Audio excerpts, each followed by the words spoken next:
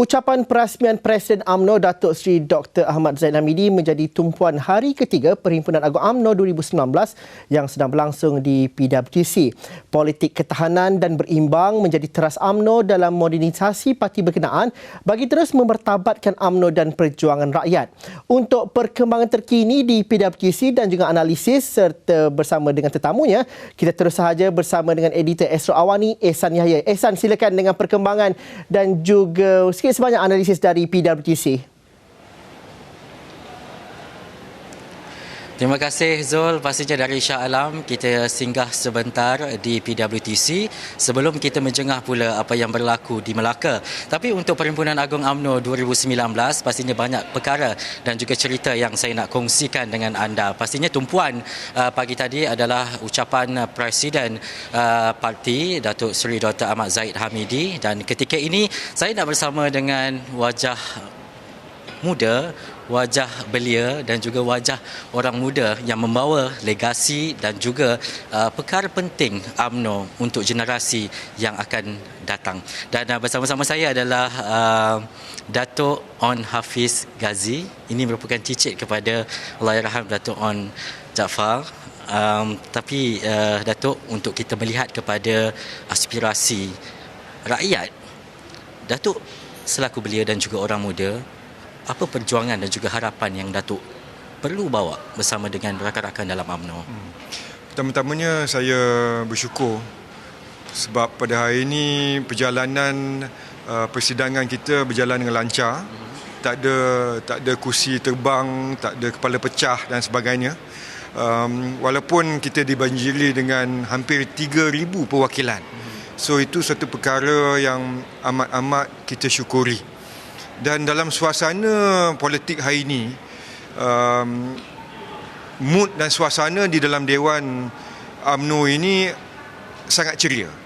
Dia ceria kerana Alhamdulillah semasa pilihan raya kecil di Cameron Highlands, Semenyih, Rantau dan juga Tanjung Piai baru-baru ini, UMNO dan Barisan Nasional menang dalam pilihan raya kecil tersebut.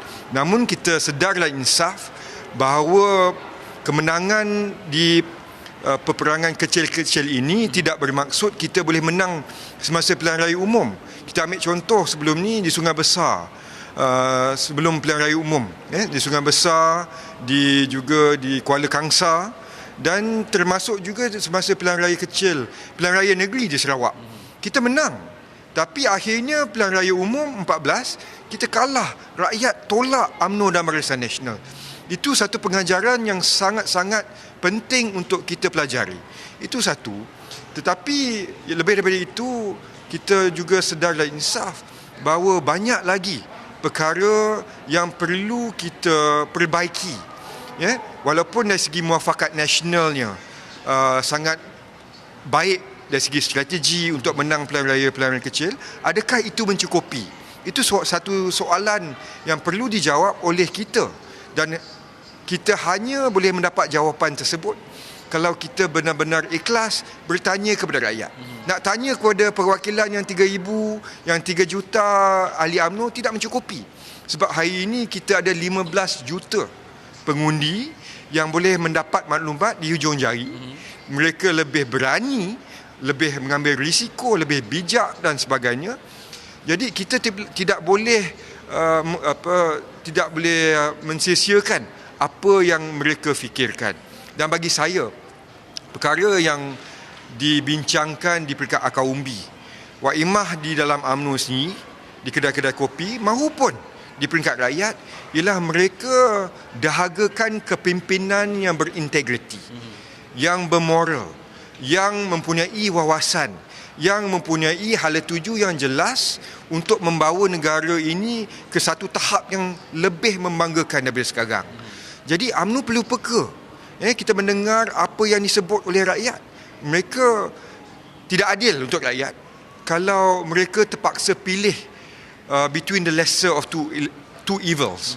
Ataupun mereka mati telan mak, di luar mati bapa. Jadi di peringkat UMNO dan Barisan Nasional, kita perlu menampilkan pemimpin-pemimpin yang berintegriti. Daripada pucuk pimpinan sampailah peringkat akar umbi, supaya rakyat bila memilih, mereka memilih bukan kerana tak ada pilihan lain. Mereka memilih kerana kredibiliti kita, dari segi integriti kita, dari segi wawasan kita adalah kehadapan berbanding parti-parti lain.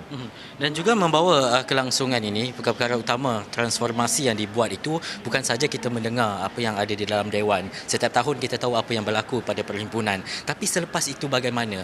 Kalau mungkin Datuk boleh gambarkan perjuangan itu diterus dari semasa ke semasa. Itu satu soalan yang cukup baik, San. Bagi saya ada dua perkara yang sangat perlu kita tengok dan lihat.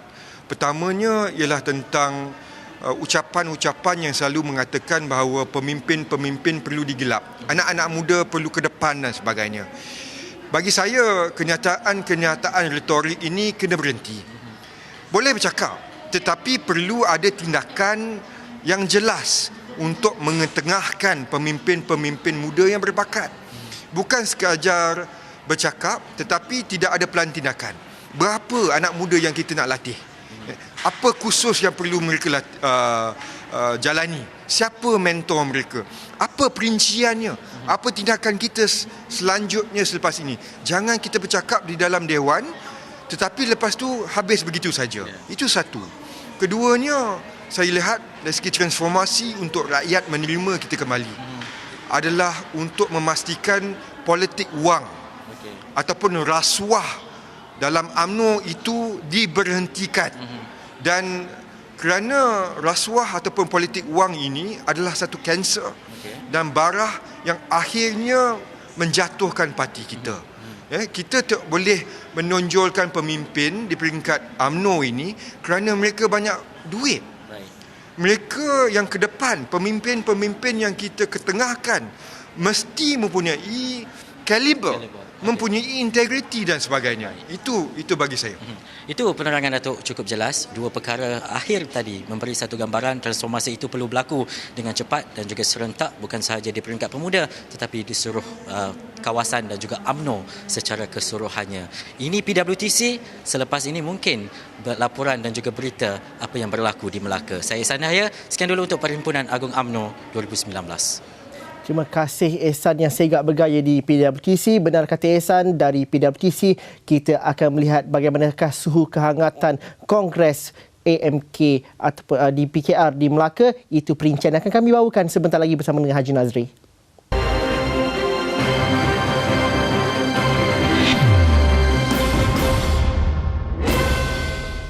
Ikuti liputan menyeluruh sepanjang minggu ini.